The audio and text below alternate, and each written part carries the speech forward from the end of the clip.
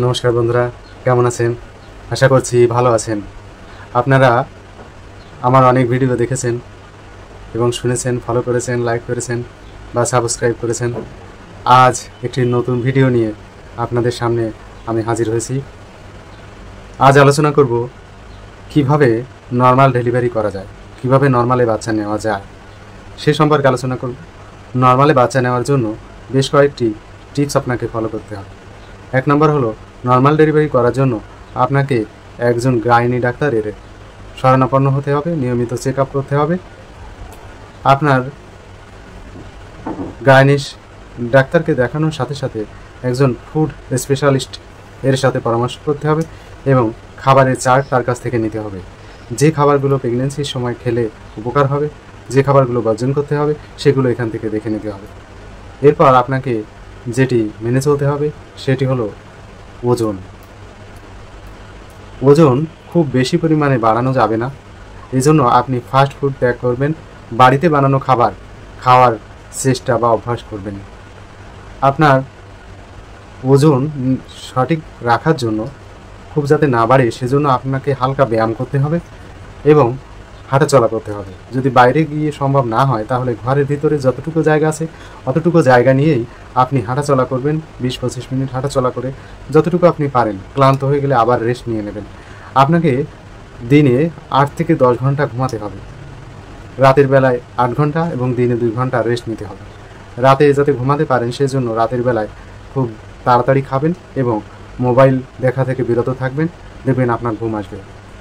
আপনার আরও কিছু বিষয় আপনার লক্ষ্য রাখা উচিত, সেটি হলো আপনার খুব কঠিন যে কাজগুলো, যেগুলো আপনার প্রেগনেন্সিতে সমস্যা তৈরি করতে পারে, সেগুলো কাজ আপনার করা উচিত নয়। যেমন প্রচুর কাপড় কাচা, পানি আনা, দূরে জার্নি করা এবং তাতে ঝাঁকি লাগা, এই কাজগুলো আপনারা করবেন না এবং বিরত থাকবেন। মানসিকভাবে সুস্থ থাকে এমন বিষয়গুলো আপনার মেনে চলা উচিত। গর্ভবতীকে নর্মাল ডেলিভারি করার জন্য তার হাজব্যান্ডকে অবশ্যই তার ওয়াইফের পাশে থাকতে হবে, ওয়াইফকে মনোবল দিতে হবে। এবং শেষে এসে বলবো, গর্ভধারিণীকে অবশ্যই মানসিকভাবে শক্ত হতে হবে। অনেকেই হয়তো নর্মাল ডেলিভারি চায়, কিন্তু যখনই পেইন ওঠে তখনই সে ব্যস্ত হয়ে পড়ে এবং সিজার করিয়ে নেয়। এক্ষেত্রে গর্ভবতী মাকে অবশ্যই মানসিকভাবে স্ট্রং বা দৃঢ় হতে হবে। তার সিজার পেইন উঠলে, নর্মালে না হলে সিজার করিয়ে নিব, এই অপশন তিনি মনের থেকে মুছে ফেলবেন।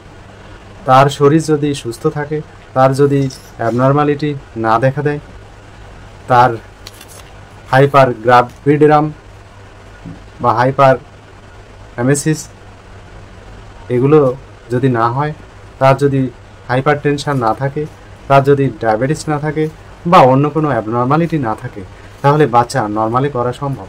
এবং দেখা যায় যে সকল নারীর প্রথম বাচ্চা নর্মালে হয়েছে তার দ্বিতীয় বাচ্চা নর্মালে হওয়ার সম্ভাবনা অনেক বেশি। কিন্তু প্রথম দেখা যায় বাচ্চা হতে প্রায় 8 থেকে 16 ঘন্টা সময় লাগে। তা লাগুক না, আপনার সিজার করলে আজীবন গ্যারান্টি হয়ে যাবে কোমরে ব্যথা। যখনই অ্যানেস্থেসিয়া দেওয়া হয়, সিজার করানোর পর একজন মহিলা আজীবন কোমরে ব্যথায় ভোগে।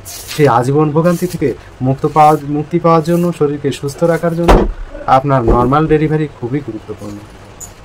তো আপনারা নর্মাল ডেলিভারি করার আগে এই স্টেপসগুলো মেনে চলুন, দেখবেন আপনারা সহজে নর্মাল ডেলিভারি করতে পারবেন। এবং এর সাথে পেইন ওঠার সাথে সাথে একটি হোমিওপ্যাথিক মেডিসিন আছে ভলোফাইলাম, যেটি আপনারা 10 মিনিট 15 মিনিট অন্তর ব্যবহার করেন পেইন ওঠার পর। এর আরও কিছু সিমটম আছে যেটি আগের একটি ভিডিওতে আলোচনা করা রয়েছে, দেখে নেবেন।